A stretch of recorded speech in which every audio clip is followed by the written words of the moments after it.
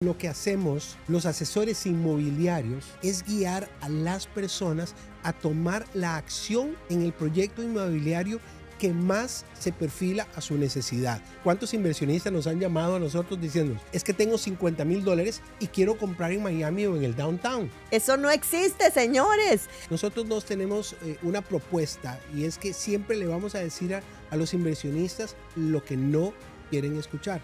Entrar con un 30% no necesariamente te va a generar retornos. Yo tengo clientes internacionales que me han dicho, Vivian, es que yo quiero una casa en Miami de $1 millón, de $2 millones, y la verdad es que esos precios en las mejores áreas de Miami no existen. Cuando nosotros pensamos en qué país es más riesgoso invertir, definitivamente excluimos a los Estados Unidos. Aquí el riesgo es mínimo a la hora de inversión.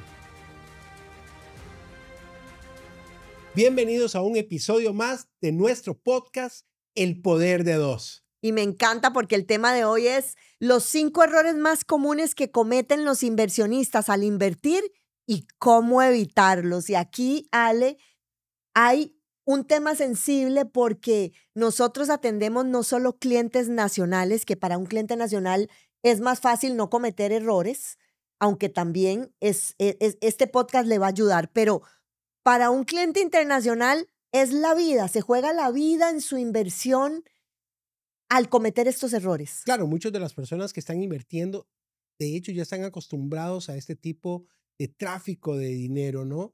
Para otros es el patrimonio de toda una vida. Y en el ambiente político que estamos viviendo en América Latina, muchas familias están deseando y necesitando sacar su patrimonio de su país de origen y traerlo a los Estados Unidos. Por eso es que el primer error, yo creo que nos va a ayudar a enrutar cómo guiar esa inversión, Vivi.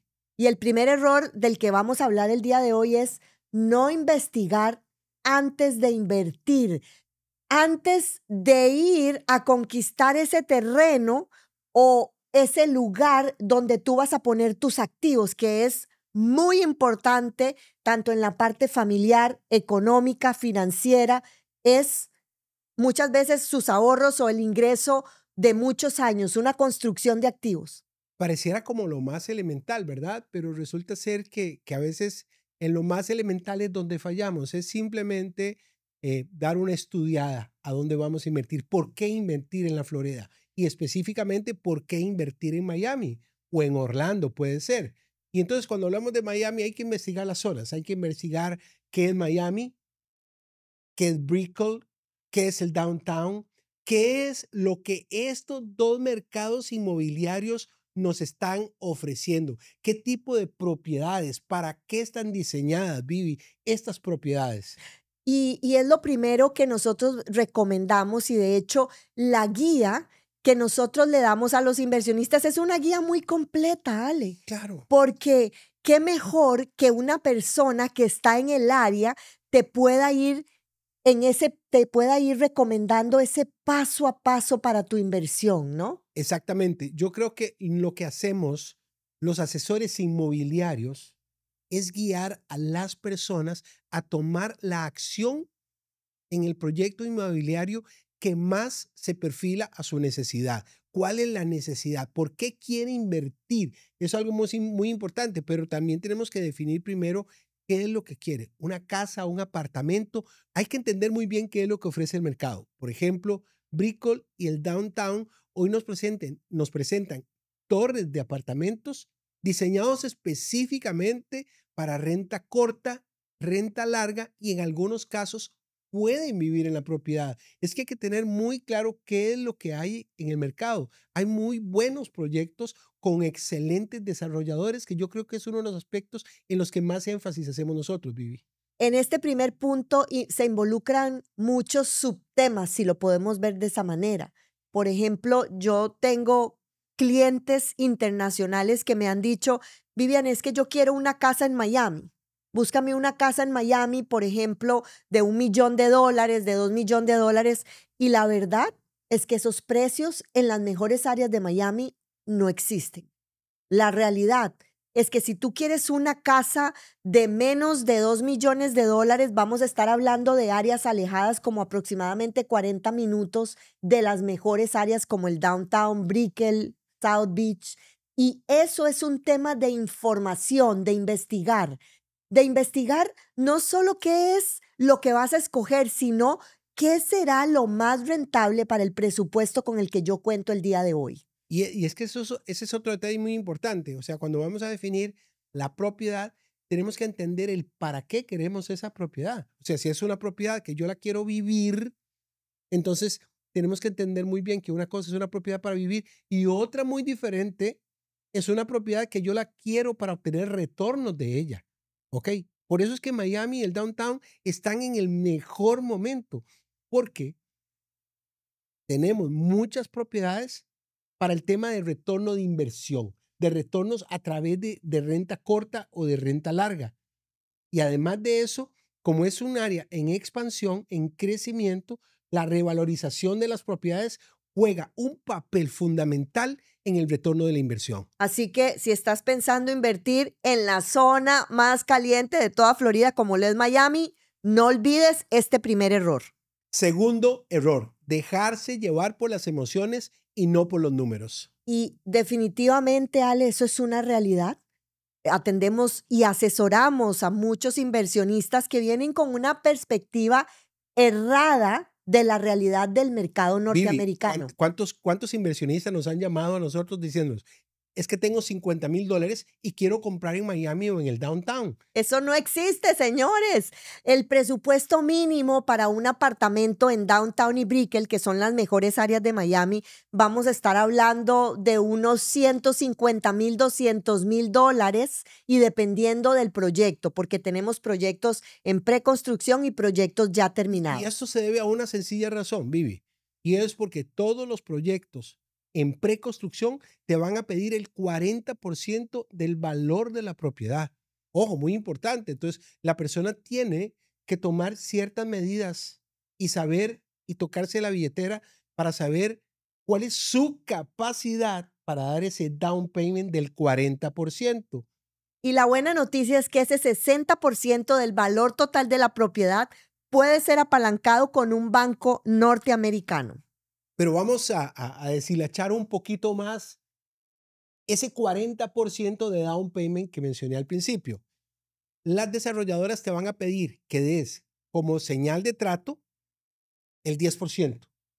Al mes te van a pedir que deposites el siguiente 10%. O sea, que en el muy corto plazo tienes que contar con un 20% del valor total de la propiedad y el otro 20% del down que te toca poner como inversionista lo puedes diferir en 2 pagos a largo plazo.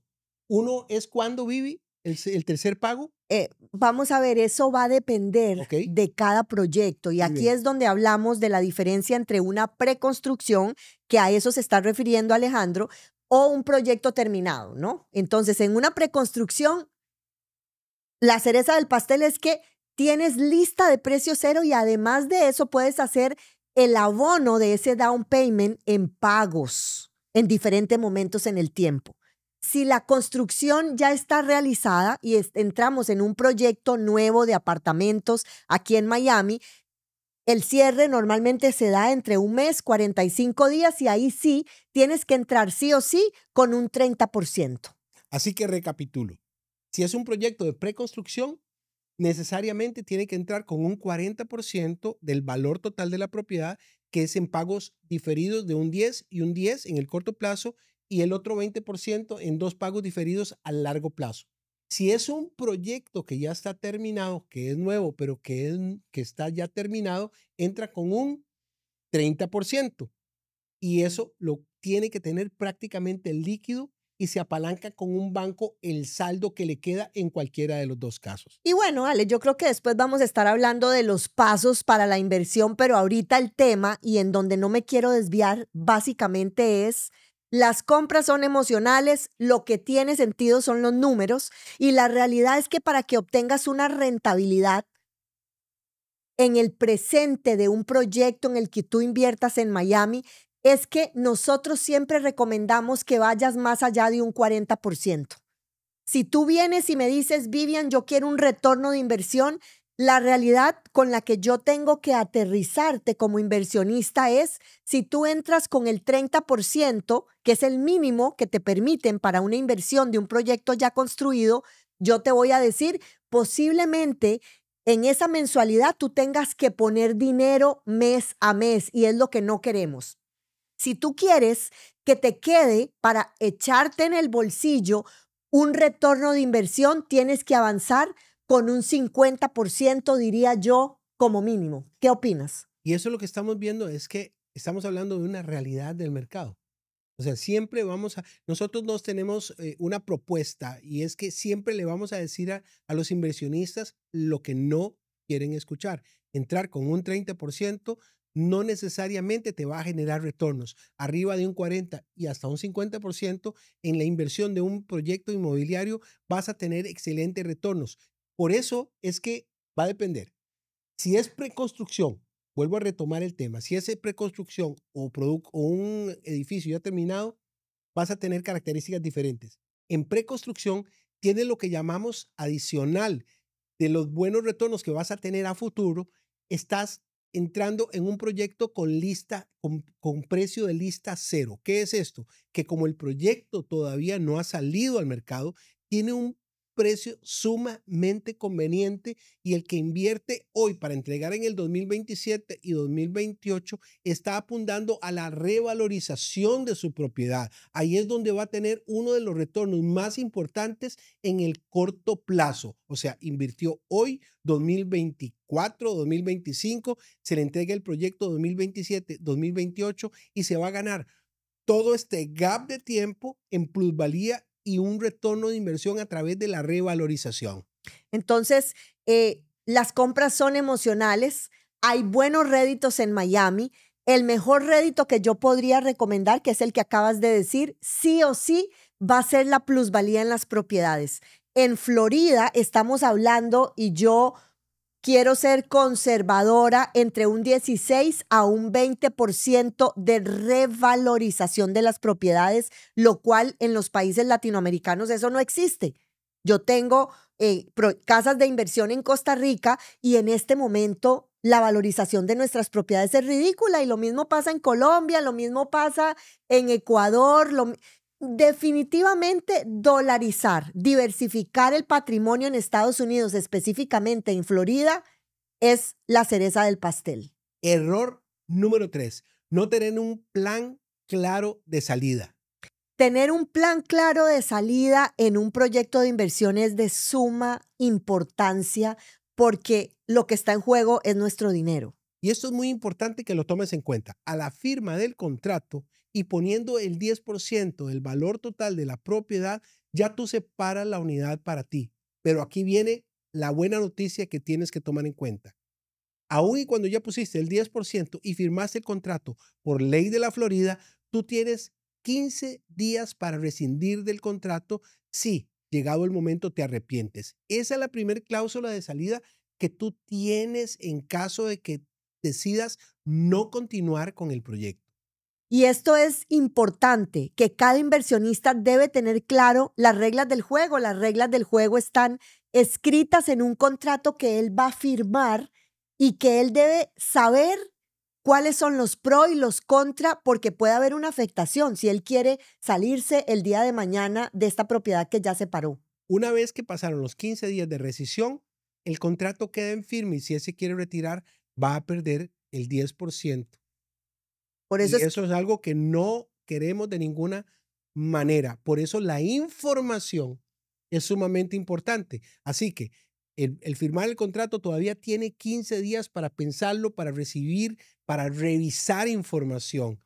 El otro aspecto que debe tomar en cuenta como un aspecto de salida es la seguridad que él tiene que tener. Por ejemplo, todos los adelantos que él va a hacer a partir del momento que depositó el 10%, todos van a una cuenta escrow. Nosotros trabajamos solamente con desarrolladores que tienen una larga trayectoria y que todos los anticipos que se hacen van a una cuenta escrow. ¿Esto qué quiere decir? Que el día de mañana el desarrollador por A o por B se retira del proyecto, el inversionista no va a perder ninguno de los anticipos que ya hizo Vivi. Y el error número 4 es confiar ciegamente en terceros sin revisar contratos. ¿Qué me dices de este error que es muy común? Que los inversionistas que yo más amo y aprecio son aquellos que leen y me están preguntando constantemente. O sea, realmente los contratos vienen en inglés. Por ley de la Florida, todos los contratos en los Estados Unidos deben ser en el idioma inglés y tenemos la responsabilidad. Esto se lo he dicho a los inversionistas. O sea, yo conozco los contratos, yo he leído los contratos de todos los desarrolladores con los que yo trabajo y generalmente todos llevan el mismo formato, pero es responsabilidad del inversionista leerlos. Él no puede atenerse a una voz de un tercero, Vivi.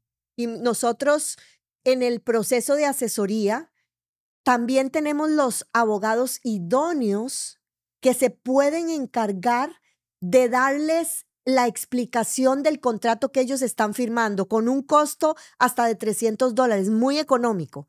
Tenemos estos abogados con los que trabajamos porque hay muchos inversionistas que nos dicen, Vivian, necesito alguien que me lea cuáles son las implicaciones que yo tengo en este contrato y muchas veces lo hemos hecho. Entonces, no es solo firmar y estar feliz con la unidad que estamos adquiriendo, sino también ser conscientes de que debemos asesorarnos con los profesionales idóneos en cada paso que vamos dando en una inversión.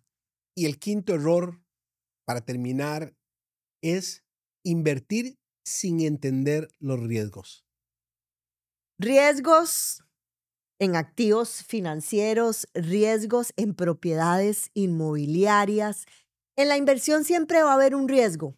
Lo que yo debo de estar clara es cuán grande es ese riesgo en el que yo estoy entrando a la hora de invertir. Bueno, yo tomaría en cuenta siempre lo que llamamos el riesgo país.